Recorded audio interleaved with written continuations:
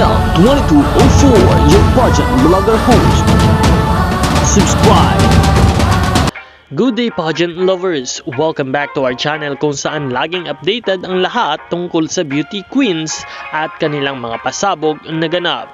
At heto na nga, pasabog si Miss Universe Philippines 2025 Atisa Manalo sa kanyang look na ibinahagi mismo sa kanyang social media.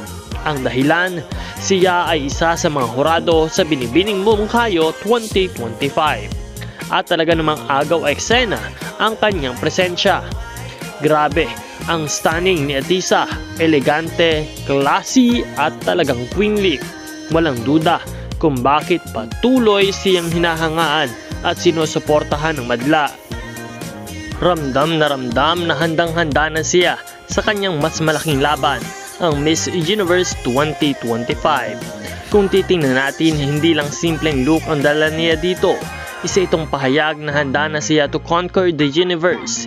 Imagine, sa isang local pageant, judging pa lang, she already looks like a Miss Universe queen.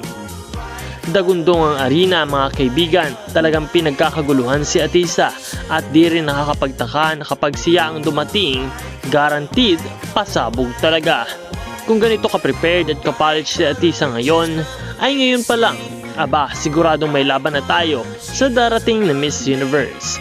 Nakaka-excite isipin kung ano pa ang mga pasabog gowns, Q&A moments at stage presence na ihahain niya sa international stage. Kaya naman patuloy tayong umantabay sa channel na ito para sa lahat ng mga pageant updates. Maraming salamat sa panonood at panatilihin nakasuporta kay Maria Atisa Manalo para sa Miss Universe competition. Huwag kalimutan na mag-subscribe. Maraming salamat sa panonood.